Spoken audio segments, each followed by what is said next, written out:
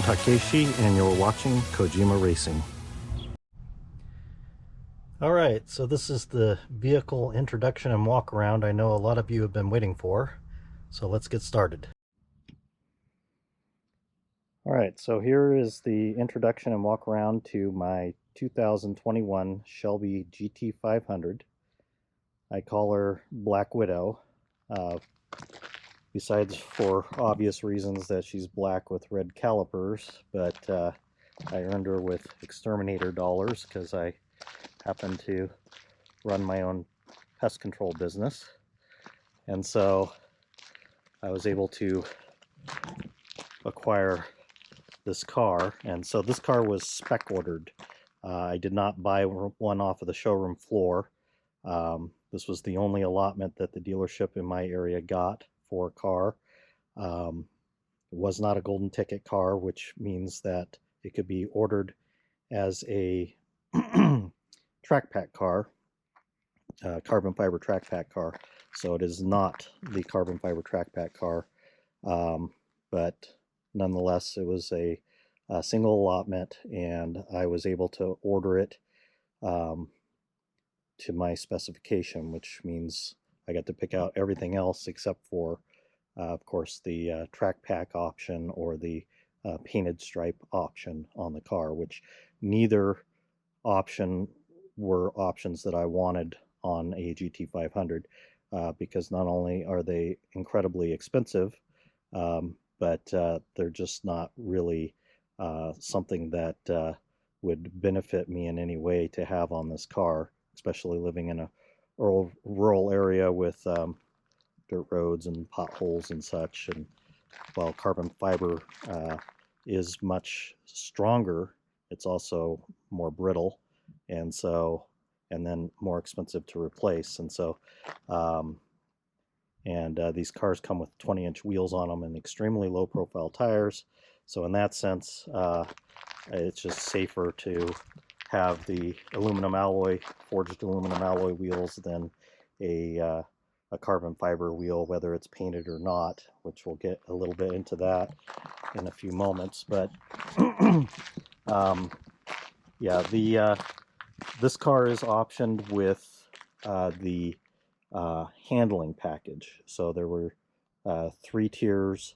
There's the carbon fiber track pack, which the carbon fiber track pack has a carbon fiber GT4 style wing, and bear in mind this is exposed carbon fiber. It's not painted carbon fiber. So to get the weave where it looks correct, it makes it really expensive.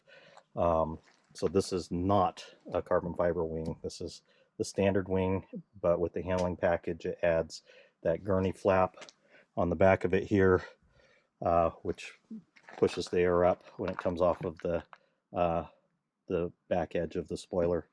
And like I said before, aluminum wheels. So the carbon fiber track pack has a same size wheel, but it is a 20-inch exposed carbon fiber wheel. The other option that goes with the carbon fiber track pack is it actually deletes your rear seat, which I wanted rear seats, and so I got them. So you actually lose a little bit of the functionality with the vehicle having the lack of back seats. And then any car can get the stripes on it. You can get a stripe package, but it's a stickered stripe package, and I believe it's $2,500. But if you get the painted stripe option, which again you have to have a specially allotted car in order to get the painted on stripes, that's a $10,000 option. And so and I don't really care for the stripes anyway. I like a monochromatic car. So neither option were options that I wanted, because I didn't want to, for example, crack a carbon fiber wheel and have to replace it, which would cost I believe those wheels are somewhere around $8,000 a piece to replace, even though the package is only $18,500. Still too expensive for me. any way you look at it, because the benefits that I would get with the car on the track, I probably wouldn't be able to utilize, because I'm no Formula One driver or anything like that. So additionally, they come with a Sport Cup 2 tire on them, which is super sticky, but from what I've learned through the research that I've done, those tires will burn up in about one track day, and so then they don't perform as well as even these tires do, which are the Michelin PS4S or Pilot Sport 4S tires, which are super grippy, but they're also wear longer, and they're just better for a car that spends more of its time on the street. Actually, the straight line performance, I've heard, is better on them as well, but regardless. So there's another package below the carbon fiber track pack, which is that $18,500. And like I said, you can still get the painted on stripes, which is a $10,000 option. But the lower package is called the track package. Or excuse me, no, it's called the carbon fiber handling package, as opposed to track package. So the carbon fiber handling package does not take out the rear seat. It does not get the carbon fiber GT4 wing.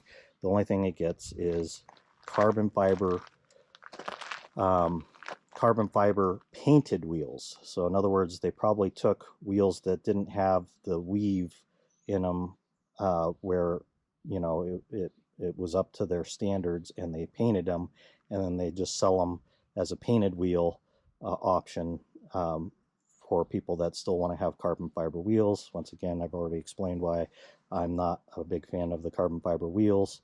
So that carbon fiber handling package comes with these splitter Wickers and the gurney flap on the standard spoiler.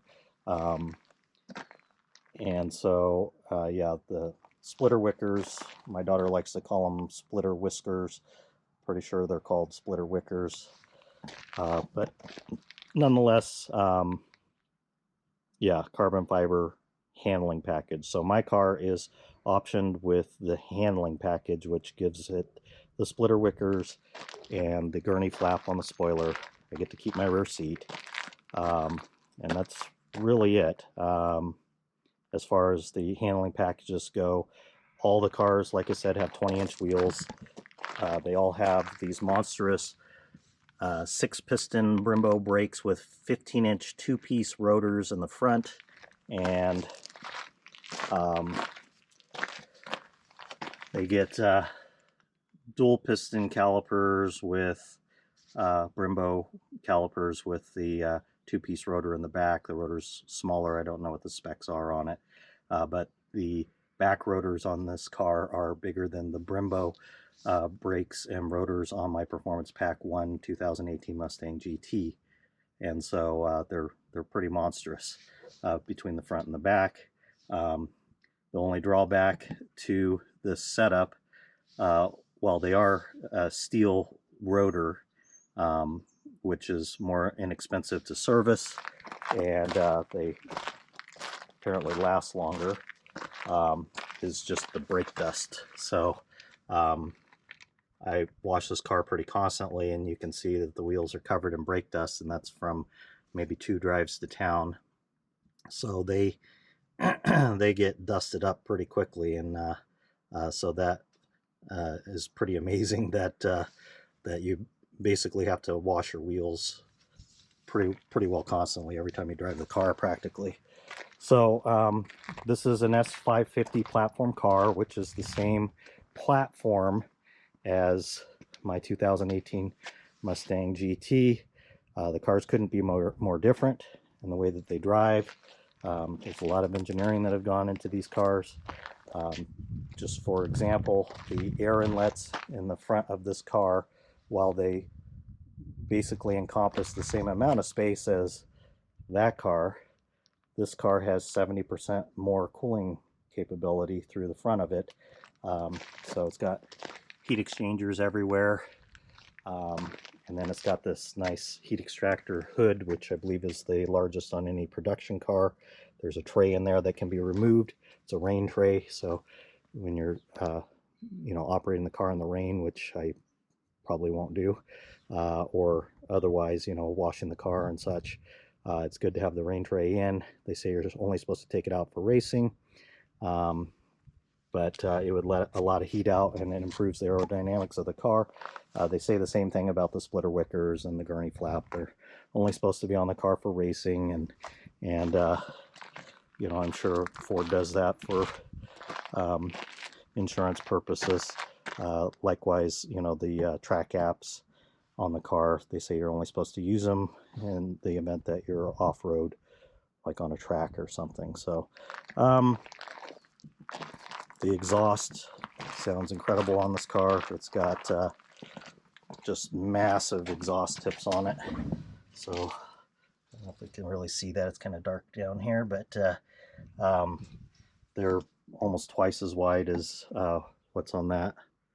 But with and they both have quad exhaust tips on them.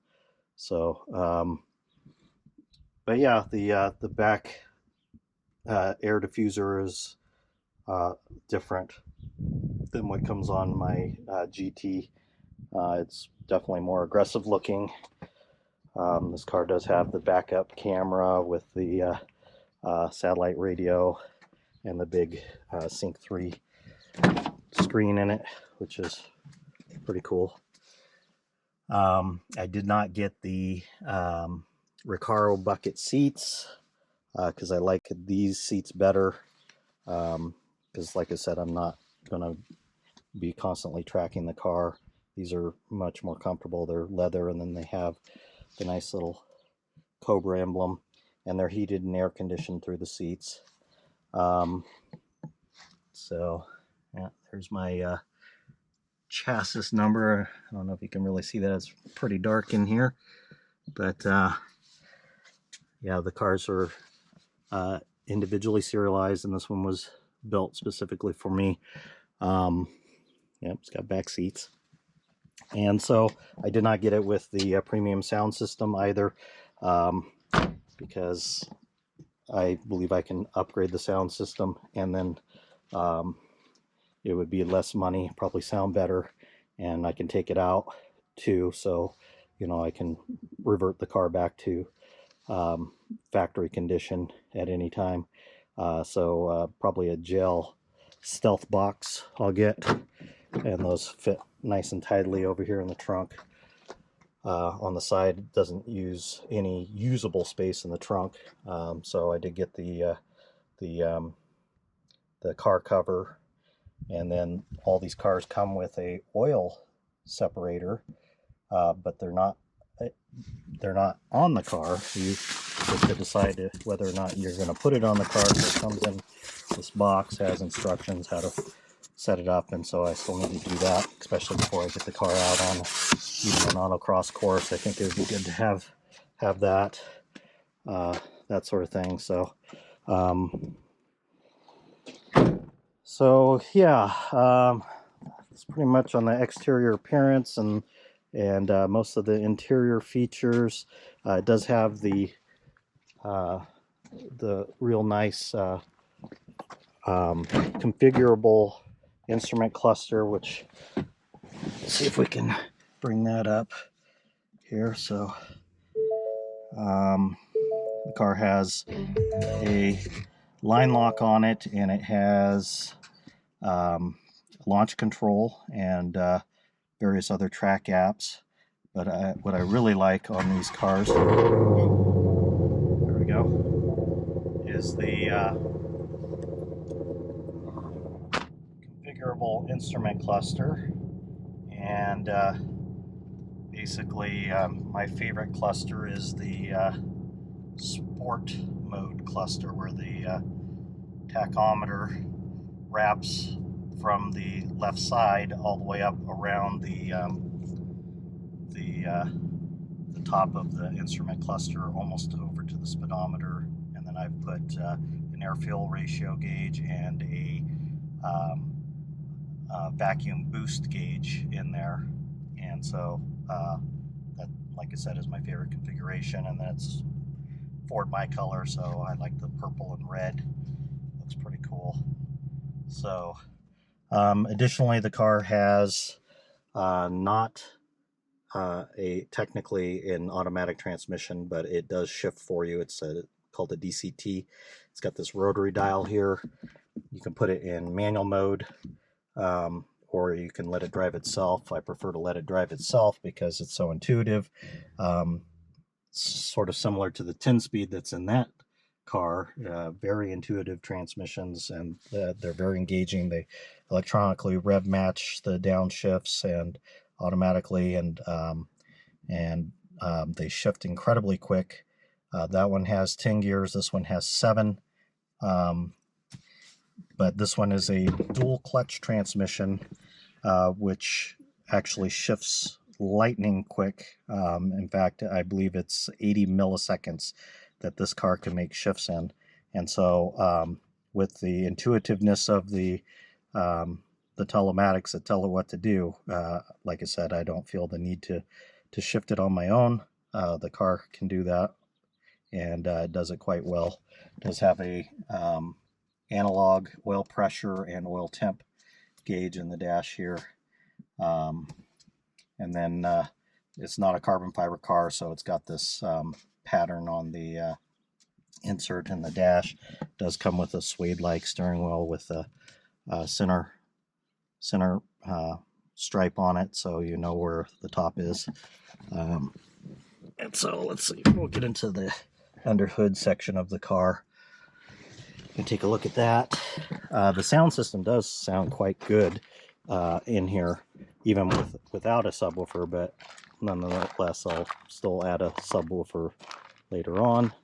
So I absolutely love these hood pins in the car. They're functional hood pins, and they're just really cool. But they're a functional item because this car is capable of going so fast that it would make the hood kind of wiggle around in the air pressure, and so they put the hood pins on them. It's a pretty neat setup the way that they work. Another thing that's different on the Shelby cars from the GT cars is this actually has a strut to hold the hood up, which is nice instead of having a prop rod. Thing that is a little disappointing with the car is the trunk. The deck lid is basically the same as the GT cars, and this panel here is plastic, and that's all you can hold on to shut it, and so it tends to get scratched up around here where your fingers are pushing down on it. I wish they had some kind of strap or a soft close mechanism. You know, especially when you're getting into cars in this price range, it seems unreasonable that it's just you know, you slam the trunk and that's how you close it, and it scratches up that panel on the back of it if you are in and out of your trunk quite a bit. So otherwise, here's the engine. This is a 5.2 liter cross-plane as opposed to a flat plane crank, which is in the Shelby GT350. The Shelby GT500 went back to a cross-plane crank because they intended on supercharging it, which that's what's up here on the top. Here we've got a supercharger. I believe it's I want to say 2.8 liters. So it's a massive supercharger, especially for a street legal car. The engine is called the Predator. So you have Coyote engines, and then you have Predator engines, and so it's just the code name for the engine platform. The engine that was in the Shelby GT350 is called the Voodoo, with that cross-plane crank, but they're all derived from the same place, which they're Romeo engines, and they're called that because they're produced on the Romeo Nietzsche line at Ford. All the Shelby cars are hand assembled. The engines are hand assembled, and so that's kind of neat. But regardless, this engine is based on the XS Illuminator engine that was put in their GT4 race cars and such. And so they just that's where they derived it from. But they're still based out of the same Romeo engines, which started with, I believe, the 4.6 liter V8, and then went up to the 5.0 liter. There were some 5.8 liters that were based on this same architecture that were in the 13 and 14 Shelby GT500s. The 5.4 liter is based on the same architecture, and then of course you have the Coyote third gen, which is in that, and then the Predator, which only comes in this. And like I said, it's supercharged. You can see the supercharger pulley down here. I believe the supercharger is actually inverted to past designs, where the intake runners are at the top and the screws are down below. And it gives it longer intake runner length for more torque. It's like a tunnel ram with a supercharger on top. And then it is port and direct injected, so makes a lot of power. It's 760 horsepower and 625 foot-pounds of torque out of this car.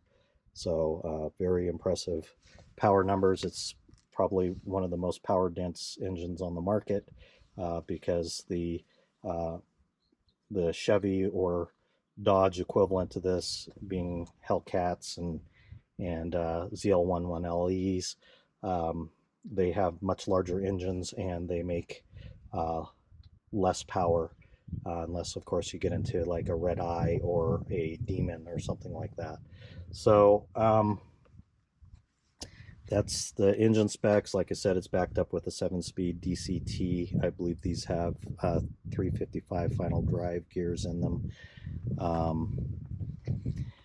And that is pretty much it. One cool little tidbit that I'll show you is this this brace, shock tower brace up here, I believe is the only 3D printed part on any production car. And so yeah, that's a 3D printed part, and so pretty neat. Cool stuff. It's got some carbon fiber composites in it and such. Even not being a carbon fiber track car, they did put a lot of engineering and a lot of technology into these vehicles regardless. And so there you have it. So we'll get into some more action and racing videos here coming up. I still have a few vehicles left to do walkarounds on and introduce to you, but this is Black Widow, and we'll get to the rest later. And like and subscribe, and stay tuned for more content. You thought I was going to leave you without doing a cold start. 2021 Shelby GT500 cold start.